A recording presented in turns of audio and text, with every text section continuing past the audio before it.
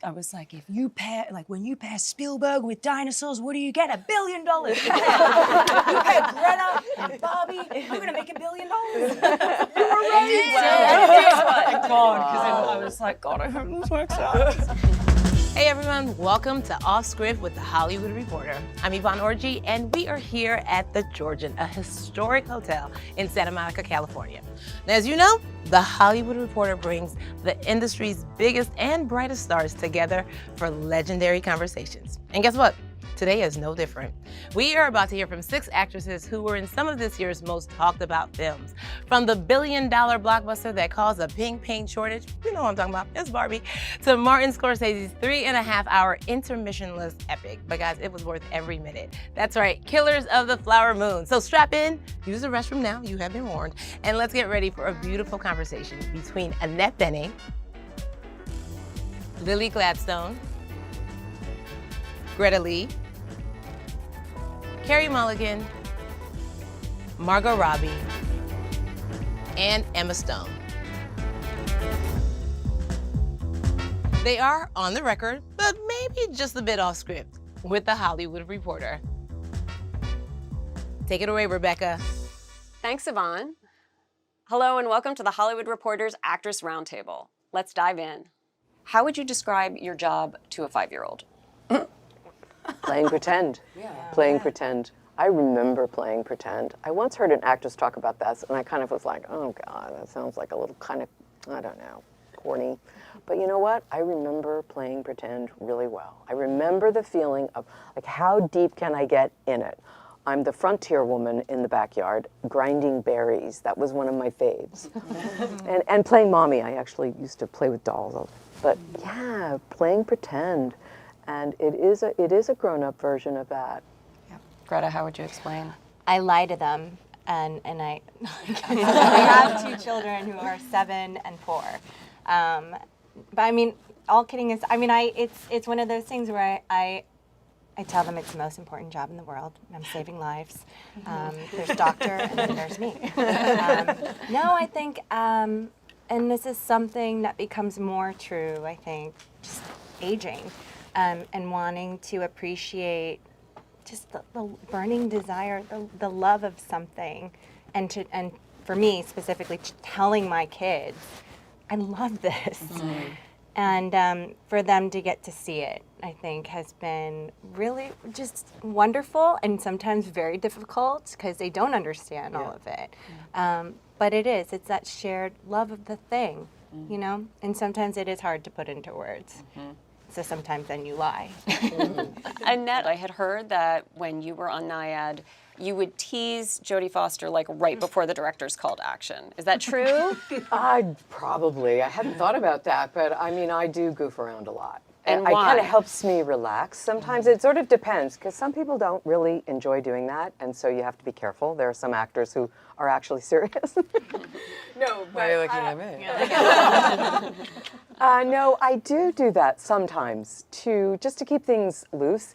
And you know, you go in with a lot of uncertainty, and you want that, right? It's like planned uncertainty. You want to try to find something that surprises you and maybe your partner. Jodie is such a fine actress that I felt so lucky, you know, because acting is reacting and listening and just taking from the other person. So, yeah, I probably did do that. I like to have a good time. I like to, you know, goof around. Emma, I know Yorgos Lanthimos is sort of known for doing these exercises and games and stuff with actors when they're in rehearsals. Did you do that on Poor Things? Was it helpful? What kinds of things? I was out there about a month before we started shooting, and we did about 3 weeks of rehearsal, which was similar to the amount of time we had on The Favorite. And it's wonderful because none of it is literal, like you're not blocking out the scenes or going through the lines in the way that, you know, it will happen on camera. So you're doing like games where you're all kind of tied together. I mean, it's true theater games, like, you know, or like everyone has to shut their eyes and walk around, and one person is assigned to put a chair under them as they sit. Like you know, it's just completely silly. So you embarrass yourself in front of each other, and then you kind of get really close really quickly. So by the time you're on set, you feel like you know each other really well, and it's just like you can experiment and be free and make fun of each other, and it's, you know, no kind of eggshell experience with your other actors, which is really, really helpful. Do other people have like something similar, a way to just sort of quickly get intimate and get comfortable on a set? Anything that's worked for you? Just so validating, like hearing that from both of you. You know, I'm a goofball on set, and I tend to play really serious roles. And my foundation is in theater, so a lot of these games. It's a fun job. I mean, obviously there's, like, I'm saying it's fun, and then I saw Killers of the Flower Moon. I'm like, it's fun. Right? Like, obviously, there's some like really, really, you know, heavy, emotional, very important stories that are being told, but if you can find the sort of like levity, or at least that to me it feels like you were saying, like it feels so good to kind of have that levity in between, because acting is fun. Like it's you're playing pretend forever. And a lot of that stuff, I mean, in theatre and in like film is just not feeling like a complete tit when you get, you know, like to feel like, okay, you're not going to think I'm, first of all, terrible at this, or, you know, like, and I feel that from like, I need to feel that with the crew as well. Like I need the dolly grip to think I'm not shit. Like I need, you know, so I feel like the best case scenario is when you get there and it's your director, your co-actors, but also the crew are all like, you can't be bad. And then you're in a good place. But it takes away the self-awareness a little bit when like you're happy, everyone feels like they're making the same thing. Yeah. And that's one of the great things about film is I feel like when you're in theater, it's such an actor's game. Yeah. Yeah, it's so communal. It's like summer camp. Should feel like summer camp. Completely. But it also helps when you're shooting things like, you know, like you said, it's, and I've said it to everybody that was on set, we have no business having this much fun making this film.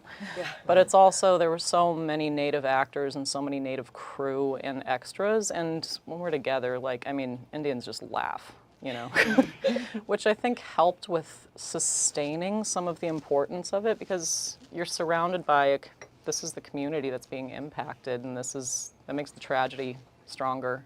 I mean, we've got that dual mask for a reason. I feel like I kind of need the goofy to like springboard into the drama sometimes. So Completely. Otherwise, you're just like, the heaviness of it is you can't live excruciating. Yeah. I don't know what you guys are talking about. I am dead serious. This is high art that we're. It's not a joke, Emma. It's not, no. Greta's so boring to be around. Really? You guys didn't have any Barbie was not fun, I bet. It was not fun. How did you recover at the end of the day? It was harrowing. Yeah. I know. Was there? I lost myself. Was there an on-set therapist for you? Did you have people call you Barbie? I mean, off camera, I mean? The funny thing is, in our script, everyone was, because everyone's Barbie and everyone's Ken, everyone's name was in the script. So I'm Barbie Margot says to Ken Ryan. so funny. And Barbie Issa says to, you know, like, so all, it's weird seeing your name in a script when you're reading it, you're like, oh. Barbie and then Margot. just Alan. Isn't it kind of amazing how it's become like a sort of sisterhood greeting now, where you see people go, hey Barbie. Like, that's just how we talk now. I had a friend who was like running on the beach and wearing something pink just by chance, and someone was like, hi Barbie, and they yelled back, hi Barbie, and I was like, no, I'm in it now. How did you think about how Barbie would move? Like what her physicality would be? That was really fun, and obviously guided by Greta, but Me. Yeah. Well, Greta. You're welcome. Because she knew how serious our set needed to be, like her set. No, yeah, it was, I love physical comedy, and like my favorite era of film is like the 30s, when it's like all head to toe acting, like, you know, because the frame is so head to toe, and it's all, I love screwball comedies, and I love that. So I've always been excited to have the chance to do very physical comedy. But it was also like the line between, I wanted there to be an evolution between how she moved and spoke from the beginning of the film to the end of the film, and it shouldn't be obvious to the audience, but it should, by the end of it, you should be like, oh yeah, I'm looking at someone who's being a doll, and then by the end of it, you're like, I think I'm watching Margot. Like I wanted to kind of, by the end, have morphed into being human without people realizing, and we did that in a number of ways. You know, like the wig started off with like tons of volume and hair, and then got smaller, shorter, until it looked more like normal, natural hair, and the costumes went, you know, I spoke to Jacqueline, I was like, okay, she's got to have very certain like shapes and a lot of structure and like definite colors, definite patterns. Everything should be constructed, and then as we go, by the end, the fabric should be soft, the pattern should be messy but still feminine, and like, so we did, you know, things like that. And then with the physicality, and you know, I would just kind of went from being very certain to kind of uncertain by the end in a good way. So I wanted, you know, my speech pattern to be at the start, like, I'm having a dance party, there's going to be a song, there's going to be this, you should come by. And by the end, you know, the way like when we talk in real life, you have like hesitation and you stumble on words, or like you leave a gap before you say the next thing because you're trying to think of it. So I wanted her speech by the end to have that quality to it, and at the beginning to just be very certain, no hesitation. I can't even remember what your question was. She was just asking, like, what are you doing later? We didn't need a soliloquy. Barbie sounds awesome. But like I said, there's sitting there like strawberry and decorate. That transition was so fun to watch, though. Like watching that gear shift and just the human emotions starting to sink in. I mean, I think a lot of us needed that after the last several years. It felt that on set too. Yeah. Like people were so excited to be back on set again, and like it's like we all went for it even more because we were even more great. Like I think I'm always so grateful that I even get to make movies, but you just felt that everyone was like, oh my God, we get to make movies again. So everyone really wanted to go for it. And Barbie kind of like that setting and the environment Greta created was very lent itself to going for it and really like being exuberant and joyful and so silly. I mean, everyone was so silly in front of each other all the time, and yeah, it was amazing. It was so fun. It was like a never-ending dance party. Greta, hearing Margot talk about the language change in Barbie made me think of you're working in both Korean and English in past lives. How much Korean did you know when you got that part? How much did you have to learn? I was terrified that I was going to mess up the Korean. I grew up speaking Korean, but it's not, I think it's, I don't know, it's something that's hard to explain unless you are bilingual. It's like I'd forgotten that I could speak Korean because of the life that I was living in America, you know? So right away, that was something that was going to be very vulnerable for me and exposing. But I guess I like to do this thing before I start a job where I kind of make this informal list of, I guess I can just call them like challenges that lie ahead. I like to make it tangible because so much of what we do is so internal. And this list for past lives was, we're shooting on 35 millimeter. I've never done that before. It was my first time playing the lead role after 20 years of working, and I didn't know how to do that. I'd never done that before. And, you know, we were shooting in New York City. It was a time span of 12 years of playing different ages. And the costumes, there was nowhere to hide. I'd come from doing a lot of heightened characters where I could use the makeup or the clothing to, I had none of that. And then at the very bottom of this list was was Korean. Speaking almost entirely in Korean was almost like the jacket on top of all of these other concerns, which maybe was helpful in the end. But it's a huge responsibility to accurately portray these certain nuances of what it's like to have that duality, that cultural duality.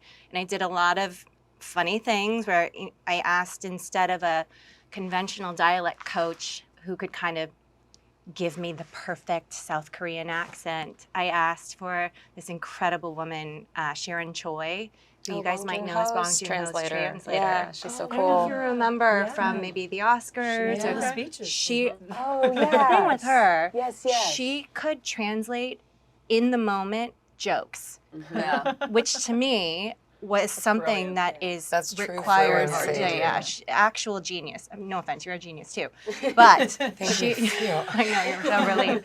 But I really needed to find somebody who could understand. It's similar to what you're talking about. She's trying to show this whole spectrum of this human experience, but this range that isn't sort of wiped clean and made sort of flat. And I needed to find specifically someone who could help me even within one scene, the way she starts out sounding after years of not speaking Korean, that she would sound kind of like a white girl. And maybe after hours of talking to her childhood sweetheart in Korean, that she would sound more Korean, and what that means, and showing that whole range. So I felt really so relieved to find her and to have her as a tool. Hearing you talk about that you had played heightened characters reminded me, I've heard you say growing up you were watching characters played by like Val Kilmer and Nick Cage, and that's what you envisioned for yourself. And it kind of makes me wonder, what did everybody watch growing up and see, you know, a version of what they assumed they would play or what they hoped they would play? Did anybody have a particular performer or type of performance in their minds? I watched a lot of Goldie Hawn films. Again, that physical comedy, I think I just really enjoyed. Great comedian. Really does her whole body with it. And yeah. I feel compelled to explain the Val Kilmer thing. No, I see it. I see it. Yeah. Thank you. We're always up for the same stuff. And I'm like, Val, give me a shot. I feel like growing up, I felt fiercely competitive, but not with other women, with men. Yeah. And there was this quality growing up of seeing certain kinds of actors and performers like Val, like Nicolas Cage, these sort of, like Jack Nicholson, these very athletic kinds of performances that, as the little girl that I was jealous. And I wanted that. And then later, of course, that evolved as I grew, and, you know, and then I was attracted to other kinds of performances like Charlotte Rampling or Maggie Chung, but that was how I started off, because it felt like some sort of benign resistance, like some sort of like, I don't know, like as a little girl to say like, no, I want that. I wanted to be Daniel Day-Lewis. Yes. I saw The Crucible and I was like, I don't want to play the other. I want to play his part. That was the best part, and he was the best. Yeah. Is the best. Philip Seymour Hoffman and Kate Blanchett. If I can diffuse the two of them into one, those are my two perfect actors, really. I mean, childhood inspirations. It's pretty out there now. I wanted to be an Ewok, and that's what started all this madness. Really? Legit. Literally. And I haven't let it go. Maybe I feel like we would have been friends. Like I gotta. Yep, it's a lot of body compression work. I think I can do it. But you said, Margot, you wanted to play the boys. Always, Yeah, that's what kind of spawned your production company, right? Like the men always had the best parts in the scripts you're every getting. time I read it, I was like, oh, I want the male role. Yeah. Yeah. I was like, nope. We got to make it so you read the female role and you're like, she's got the best scenes. She's got all the moments. She's got it. Annette, what about you? Well, I didn't see a lot of movies as a kid. I did see Sound of Music, so I loved that movie, and I loved Julie Andrews. When I got to be a little bit older, like when I was in community college and I started doing theater, and when I was in high school, and I just loved doing plays, and then I was going to this $1 a unit community college that just happened to have a great theater department. So I started doing plays. I remember seeing at the little art house theater in San Diego, I remember seeing Persona. That was the first time I had seen something like that. Liv Ullmann, Bibi Andersson. So she began to really intrigue me. Liv Ullmann, of course, great actress, made all of those amazing films with Ingmar Bergman. And I began to get interested in that. I didn't really start thinking about doing movies till I was a bit older, but I certainly admired Vanessa Redgrave. She was one of my big heroes. There was something about her quality too that I really admired. And I just did plays for many years, and so then I didn't really start until I was almost 30 to do movies. So I didn't kind of grow up with that mentality of thinking about it. I just couldn't imagine it, kind of. But I would see a great movie, and then I would think, oh, wow, that's so powerful to see a great movie, like loving it, and thinking, well, I guess somebody has to be in them. I remember having that thought. Somebody has to try. Somebody has to be out there saying, maybe could it be me? Emma, I was thinking about your character Bella in Poor Things. Usually when I ask an actor about a role, I'm thinking, what did you have to learn? What did you have to prepare? And with Bella, I thought, what did you have to unlearn? And Yeah, because you're basically playing a child in your grown-up woman's body. So how did you even start with that? It was Yorgos and I talked about Bella for a long time. He told me about the book and sort of the adaptation that he and Tony were working on. Tony McNamara, who wrote The Favorite and also Cruella. So it was my third time working with Tony by the time we made Poor Things, and he basically gave me the outline, and then we talked about it for 4 years. So I didn't read a draft for like 2 years. So it's just sort of started to, I guess, I've never had a project go on that long or sort of sit with me for that long. So I think it started to just sort of like through osmosis, I would think about aspects of it. But because she's in a full-grown, healthy body, you know, it's not like even you could compare it to like someone who's been in an accident and lost their memory and is relearning how to walk or how to move. That wasn't really comparable. And then also looking at, you know, videos or ideas of like toddlers beginning to walk, their bones are still growing and they're still forming. So she doesn't have that. So we tried to just sort of map her physicality as much as possible, but in a way that it was really amazing because there was nothing to compare it to. It was completely just kind of like, we just experimented with things and he'd be like, no, that's insane. And I'd be like, I know, I'm gonna try this one, whatever. But insane good. But insane good, or insane bad, like in what sense, what do you mean insane? Like, okay. But, so we, I mean, the two of us really just kind of talked about it for years. And then, and same with her kind of evolution in language and how she develops and, you know, what words she does or doesn't say, how she refers to herself or other people. She's just my favorite character of all time because of that unlearning. She's totally without shame. She's pure joy and curiosity and experimentation and adventure and has no qualms about her body or her, you know, experience or food or drink or, you know, the way she relates to other people. It's so, it was so inspiring to me on a daily basis. And it was really, like, I miss her all the time because she was she's so alive and so open to life that it was like a very inspiring person to get to try to be every day or to live up to.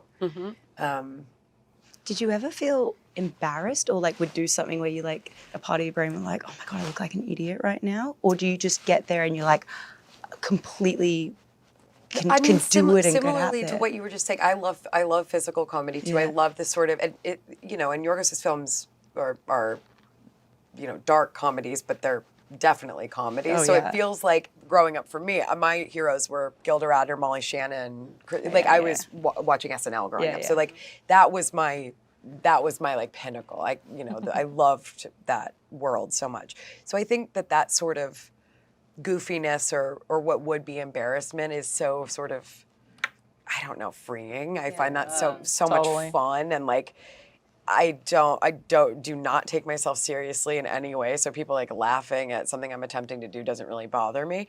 But I also, it's a testament to working with a director that you truly, truly trust, admire, believe in, and know is the captain of the ship in a way that you can really let go. Because I think we've probably all worked in experiences where you feel like you also have to be the captain and you don't fully trust that you can do it all or throw it all out there because you don't know what exactly they're seeing or how they're gonna bring it together, which is a really difficult, at least to me, because I don't want to direct. It's really difficult to sort of like have to think in two minds of like, well, if I give you this option That's and right. take, you're gonna fucking use it. Yeah, I know yeah. you are, Yeah. and I don't want to do that, so I have to, whatever.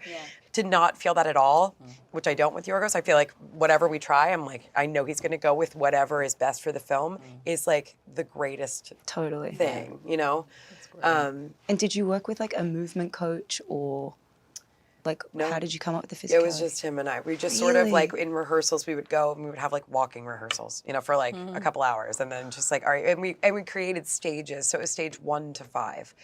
So because at the beginning of the film we're in Willem's character's house, my mad scientist kind of father god, and that was only stage 1 and 5, and we hadn't shot the middle yet. Yeah. So it was like her beginning and her end. So all of that we just sort of mapped out. So we knew like, okay, we're in stage 3 right now. Yeah. So for this, you know, these couple of things, we're walking this way, and we sort of were able to like curate it a little bit in that way. But would you like film it and then have it on your phone so you could be like, oh yeah, this is what stage 3 looks like? No. You just rely on Yorgos to be like, just the sort of feeling of it, because you are going from a progression of like that sort of sides of the feet and, you know, to walking flat. So whatever that would, I don't know. Is this interesting? Oh, this is what we're here to talk about. I find it every time I talk about acting for more than like 5 minutes, I'm like, sorry about that. So was Suzuki part of your training then? You said walking on the sides of your feet. Did you do Suzuki method when you were doing your theater? What is Suzuki method? I mean, it was developed. It's kind of like martial arts training, but it's for actors because I mean the theory is that you have to be in such command of your instrument as an actor that you could be able to, I think as he said, run toward the lip of a stage and then stop on a dime. So I'm a very untrained actor. Lily, I remember you saying that on Killers of the Flower Moon, when you put the blanket on and some of the costume on it, it changed the way you sat, it changed the way you stood. How did that sort of shape making Molly? I mean, I almost had the opposite with the language. I knew that she would be in the language first. And then it's always the last step. You're in the shoes, you're in the clothes, you're in the character until the audience or the crew is there.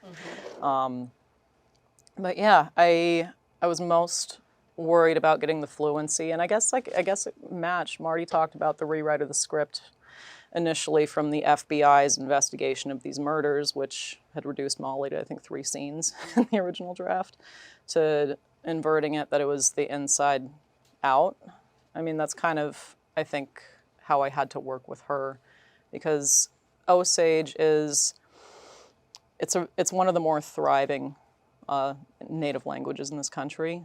Most indigenous languages in North America are, anthropologists would say, dead languages. And, you know, meaning that there aren't many first language speakers still alive. And that's very true in a lot of cases. So Osage have a language revitalization hugely, like, beautiful, like, cohesive language department that they bring into schools. They have their own orthography. So that was the first thing I did, is I learned the sonic system, because, you know, all this physical training, you're learning the worldview, you're learning the pace of the character. And I found, actually, at the end, I asked for a lot of my scenes that ended up being in English for ease of the audience to read. There were a lot of scenes I had written in English that I asked to be translated into Osage. So almost all of my dialogue at some point I spoke in Osage, and that's where I really found Molly, was in the language first. And it took months to get comfortable with it. Osage is a very difficult language. I speak a little bit of Blackfeet language where I grew up, and I grew up hearing that, so that sonic system and those phonemes and everything were familiar to me. Osage I felt so clunky and so robotic and so like stage 1 with it. So when I had kind of a handle of the language, and I guess with Alexander feeling loose with it, then putting on Osage dress and holding myself the way I was told Osage women, especially at the time, hold themselves. I was in my first fitting with Julie O'Keefe, and I remember when my broadcloth skirt, heavy wool in Oklahoma in the middle of summer. Osage are tough people. And it's folded a certain way. It is a folded blanket, and it's all folds and all ties. And when Julie tied me into the skirt, and then my first thought was, I absolutely understand how the Osage Nation gave birth to America's first prima ballerina, Maria Tallchief. And holding the blanket as well. It's like, okay, my foundation was in ballet before acting. I was like, you have to stand first position and hold that blanket and fold it. So, and then to, okay, have this that feels very stiff, that is not very comfortable in a modern body, but then to have ease with it. And what the funny aspect of that was, I have a long torso and short legs. Leo has long legs and a short torso, so when I was sitting as Molly, even in repose as Molly, I always looked taller than him, which I love, like embracing that vibe. They had to fly in a little booster for him every time. Carey, one sort of resource you had as you were working on Maestro is the Bernstein children who were really involved. What kinds of things did you learn from them? How did it help you? Oh man, so much. They were just so lovely to us. So I kind of signed on to the project about 4 years before we shot it. And not long afterwards, Bradley asked if I wanted to, he said, I want you to really go all in, you know? And I think like, you know, I thought in my head, oh, okay, but you know, not really, but yes. Wink, wink. You know, because it's, you know, I, again, like not a trained actor, but, and, you know, so I was a little bit like nervous of that. And then, you know, so we started, I don't think there was really a script then, and we were talking, and then at some point I was at his house, and he said, so Yannick Seguin, who's like this incredible conductor at the Philadelphia Orchestra, he said, he was sort of the musical guide, and he said, he wants us to come to Philadelphia and narrate Candide. Do you want to do it? Oh. And I was like, yes! What the fuck does that mean? I don't know what that means. That doesn't, what is that? Well, how do you narrate an opera? So anyway, we went and we narrated this opera, and they came, and we rehearsed it for like 3 or 4 days, and then we did 3 performances. And narrating Candide, essentially, there is a narrator. And then we split it, and we did this, the 3 performances, and they came to I think maybe the final one, and I met them for the first time, and it was like embracing family. They were so unbelievably warm. And still, I mean, every time I see them now, they just sort of grab me and like, you know. And so we Zoomed a bit over the years, and, you know, I started with like a notebook, you know, to take down notes on. And then after a minute, I just thought, well, this is pointless, because the stories were just flying. So, so many amazing anecdotes. And a family that you just wanted to be in, you know, like everything was an inside joke, everything was a secret language, everything was, you know, they just had all these fun, like, traditions, and so a million things about, and you know, they gave me her lighter, Felicia's lighter, which is in the film. So she got it when she was married. It's engraved with her name on. So from when they're married, when the film turns to colour, I'm always using her lighter, which was amazing to have. So yeah, I mean, everything. A lot of smoking. Oh God. How was that for you? So much smoking. Is that mugwort, or what are we talking? Those are what do you call the, yeah. Do you get crazy headaches from those? Awful. Yeah. They give me the worst headaches. But they just smoked, they like famously just smoked constantly. And Jamie writes, so she wrote this amazing book, Jamie Bernstein, called Famous Father Girl, and she talks about being brought down in her pajamas after bath time to see her parents, to say goodnight, and they were sitting in their finery with their cocktails and their friends, and they would be smoking, and they would, you know, give them, and it just, I mean, it sounds so fabulous.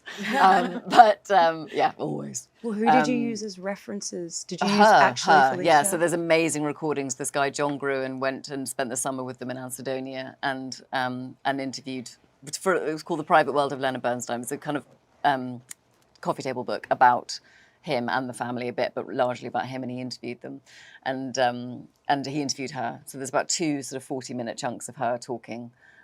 So and that was such a treasure trove, because she talked about, you know, the most exciting thing about it was the first hook was, you know, the idea of 2 artists living concurrently together, making a life together, and one of them being literally touched by God, and the other one being an artist. She spoke about that in the recording. Well, she didn't in so many words, but, you know, the sense of like, you know, Steven Spielberg, who's one of our producers, said to Bradley when they were talking about it originally, you know, she was an amazing actress. She was more successful than Lenny when they first met, but she devoted her life to him.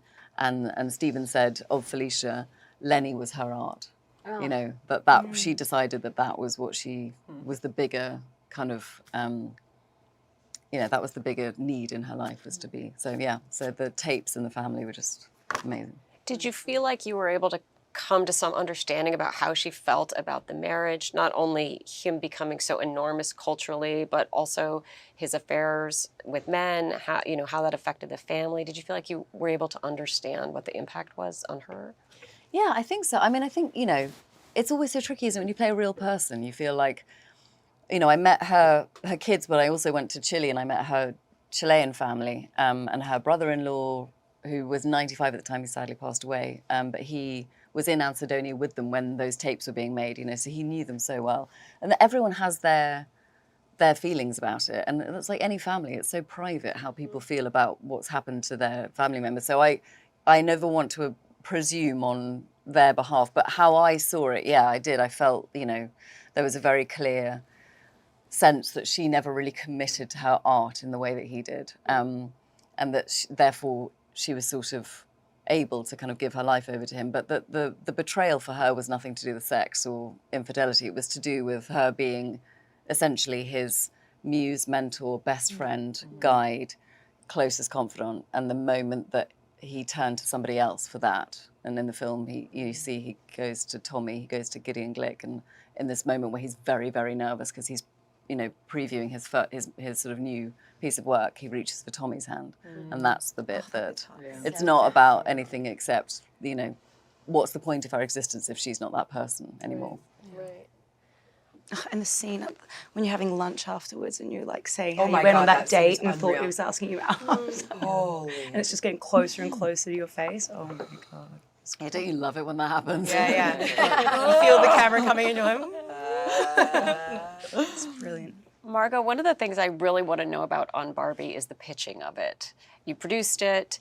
In a lot of ways, it feels like kind of miracle that this movie got made in the way that it did, and sort of as subversive as it is. Can you sort of take us inside the room when you were talking with Warner Brothers and Mattel, particularly about those scenes where you're going to be making fun of Mattel in the movie? What did that look like? Yeah, the strategy was, you know, obviously it was a long process to first get the property, then get it, you know, set up at Warner's and Mattel, and have everyone trust in us as a production company to make it and honor the brand, but also do something relevant and interesting. One of the biggest fights was convincing everyone that it could be a 4-quadrant movie because it had, you know, a budget that necessitated it being a 4-quadrant movie, and that means getting men to go see it. And everyone was just like, there's just no way. Men are never, ever, young or old, are never going to go see a Barbie movie. And we're like, but men will go see a great movie. If it's great, everyone will go see it. People couldn't get past that. But then there was also the stage of, yes, once we had the script and it was like really going for it, I think the strategy I said was, let's just get all comfortable with being very uncomfortable. So every time it was like, tell me your concerns. I totally hear you. I see why that is making you uncomfortable. But that's what we're going to do, and we're just going to have to get comfortable with that feeling. And there was always just like, just get it to the next stage, like get it to the next stage. And before you know it, we'll be on set. And then, you know, Greta said, like, you know, the whole approach was like, drive it like you stole it. And that definitely was that definitely was the approach. We were just like, we just got to keep going. Don't let them stop us. And yeah, it was an amazing process. And everyone, to their credit, did get really comfortable with being uncomfortable. I mean, Mattel's literally a character in it. And Was it always Will Ferrell?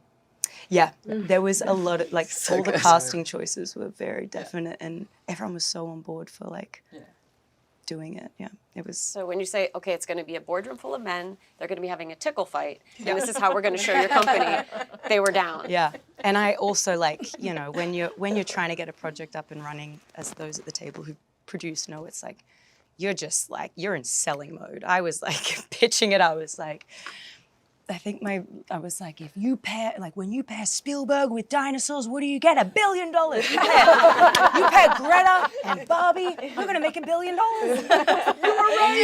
I did. Thank God, because then I was like, God, I hope this works out.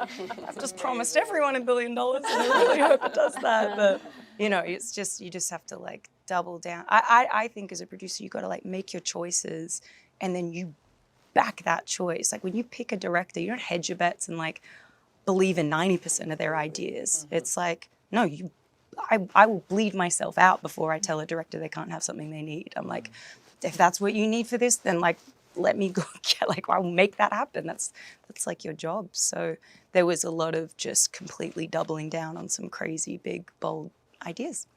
Does pitching feel like auditioning, or does it feel like something different? Oh, that's an interesting question. No, because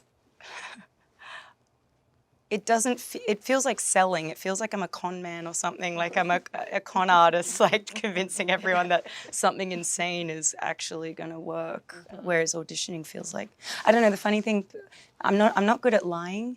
And people are like, don't you lie for a living? And I'm like, oh, I've never seen acting as that. Like, I feel like acting is making something so incredibly truthful and like making it sound like the most honest thing that could ever come out of your mouth. That's what acting is to me. So actually, I don't think it's lying. Whereas pitching, I feel like it's not lying either, but it's a lot of promising something you don't actually know. Well, you've got a good track record of delivering now, so It makes it easier the next time you pitch something. I bet it You can does. point to it and be like, see, that worked out. Yeah. Annette, I know that when you were training for Nyad, you trained for a year. There were days where you were swimming 5 hours a day. Wow. Why did you feel that level of commitment was necessary? What, and how did it help? Well, I read the script and I just loved it. I just was completely into her in the whole story. I didn't really think about the swimming, which is so strange, but because I just loved it, and it was just like, so I said yes. And then I realized, wait a minute, bathing suit. Ooh, wait a minute, I'm in a bathing suit. I'm 60-something. Like, what about that? And then I have to do all this swimming. Rock a bathing suit. Well, I did cross my mind. It wasn't until later. Anyway, so, and I've always been a person who worked out, exercised for my brain as much as my bod. But I was a diver when I was a kid. I was a scuba diver, and I was in the ocean a lot. I worked on a boat. I'm very comfortable jumping in the ocean and all of that. But I had never been a swimmer, so I had to learn. And when I first got in, my impulse was, because it was early on in the process, I thought, oh, I'm just going to start swimming. Like, I have a pool, and I'm just going to jump in. How hard can it be? I was really naive. I was completely, it was overwhelming. And I really got scared. And I thought, what have I done? Wait a minute, I've agreed to this. Wait, can I do this? And I have to make it look right. And does that work? How's that going to work? And, I just went through all of that. And I talk about that because I don't know, I think a lot of us deal with those kinds of fears in a way. And we have to, you have to face your fears in a way in the work, in a good way, like if you're lucky enough. I hired a great coach. She is an Olympian swimmer. Her name's Greta Lee. And, I took a deep breath and she said, okay, show me. Okay, and I did like my version of whatever I thought that was, of freestyle. And she's like, oh yeah, we can make this work. And so she, because of her disposition, because of her nature, she was a great swimmer. She also still loves to swim. Many great athletes burn out on their sport, whatever it is, just because they've just done it so much. But she's tall, and she got in the pool with me and just immediately started showing me, what the technique was. And that is an interesting process anytime physically you're learning a new skill, because of course the experts know how to break it down. Well, the breathing is here and it's only this much, and then the arm goes here and the legs is very little, and that, there's this whole thing. And of course, as a beginner, you're thinking about 25 different things, which you cannot do. The only thing you can do really is think about one thing at a time, actually. So that it's the practice. And of course, what happens with swimming is that you start to fall in love with it because it makes you feel so good.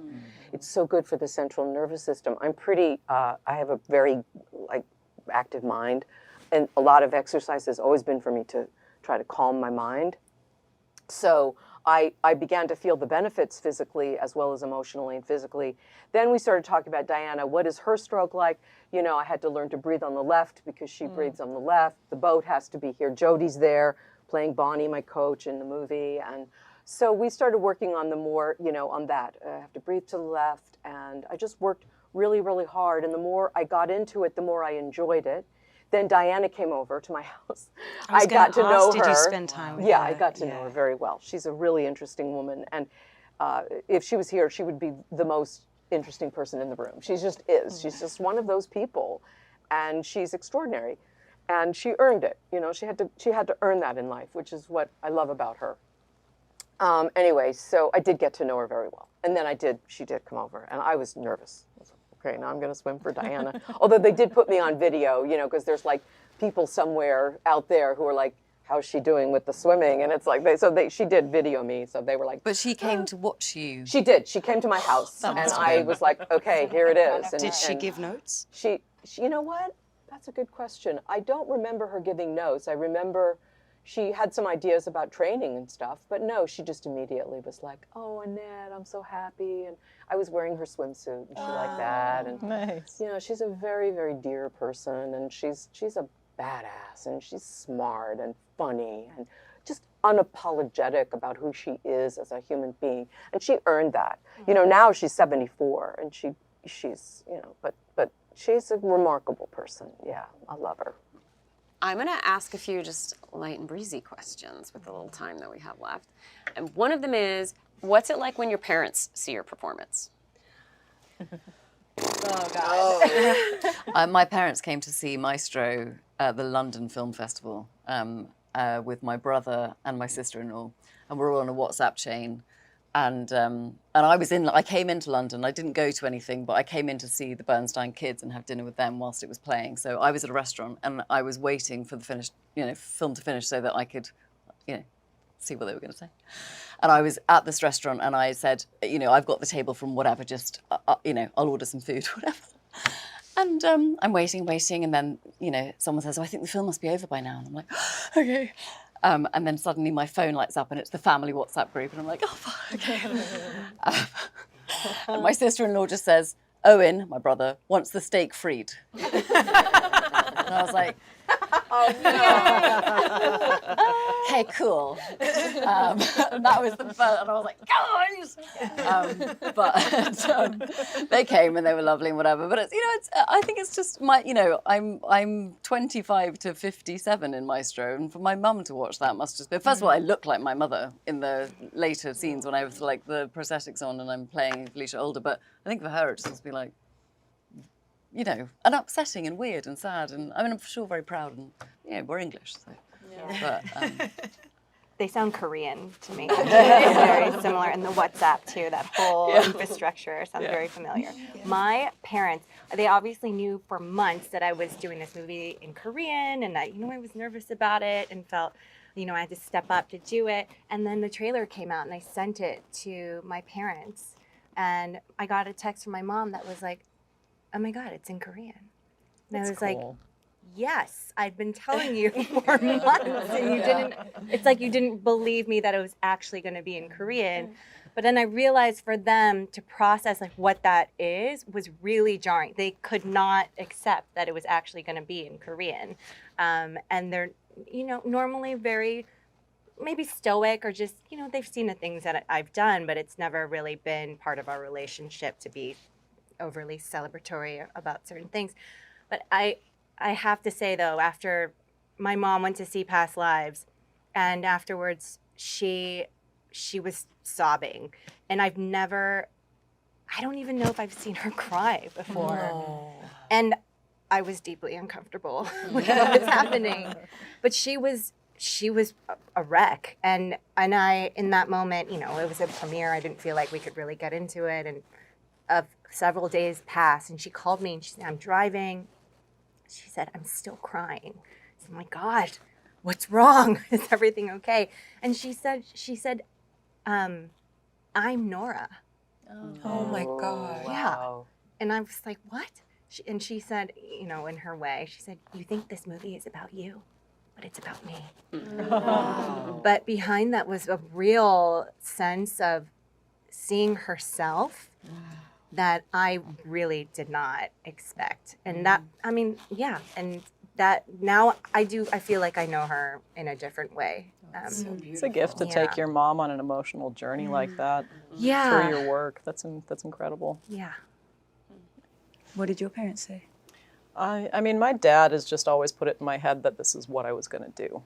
My parents have always been... That's amazing. I know, I owe them everything. So I grew up rural Montana on a reservation. It's like the world is telling you it's impossible for you. And your access to the outside world when you're living remotely is film, is TV, is all of it. I don't know, I just kind of always had a certainty about it.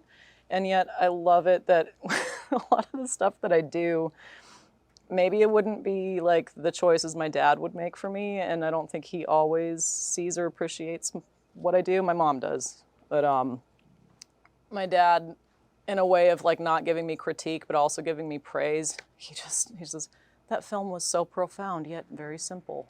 That film was, he will pick the two contradicting phrases and say both, and I'm just beautiful. like, I mean it is, but it's also him just being like, he doesn't know what the fuck the movie's about. Covering his bases.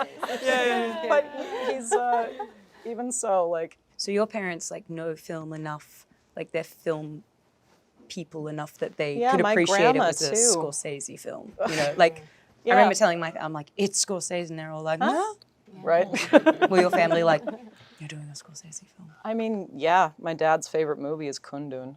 That was my introduction to Marty. I had no idea about like Goodfellas or anything. I hadn't watched that Marty. Yeah, it's and my grandma even. My grandma was born and raised in a like little log cabin. She was born during the Depression on the Nez Perce Reservation in Lapway.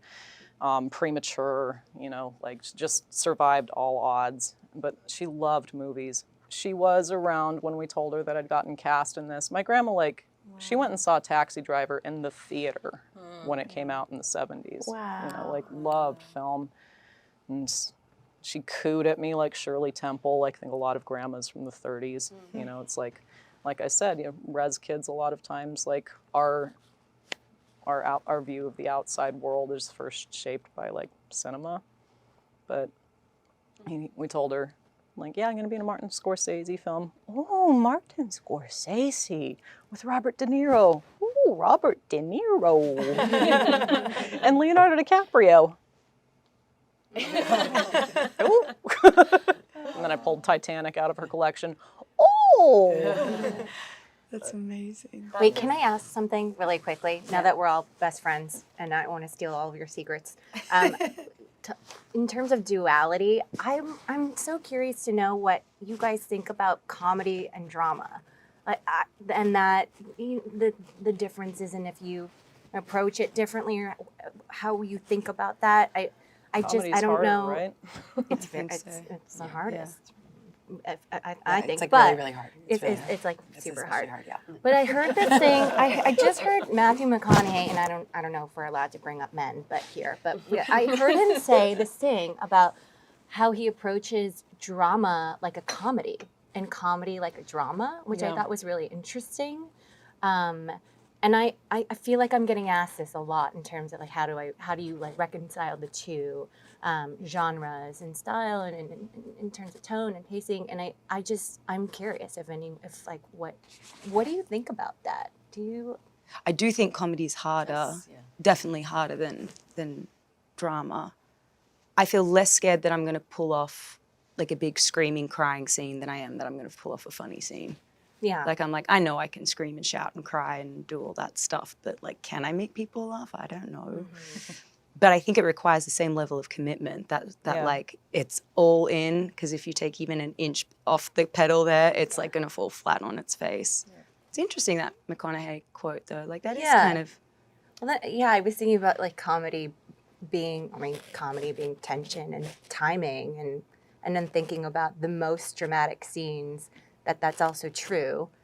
That inherent sense, it's like a tickle. That it's hard to explain, but it feels for me it's the same. Time. It's the time. Like comedic timing is such a thing. Yeah. That I feel like you don't have to be quite so spot on with the timing when it comes to drama. But I feel like you do, and when I watch your work, I feel that same sense of timing, of tension timing, of it's almost like playing to a live audience where there's.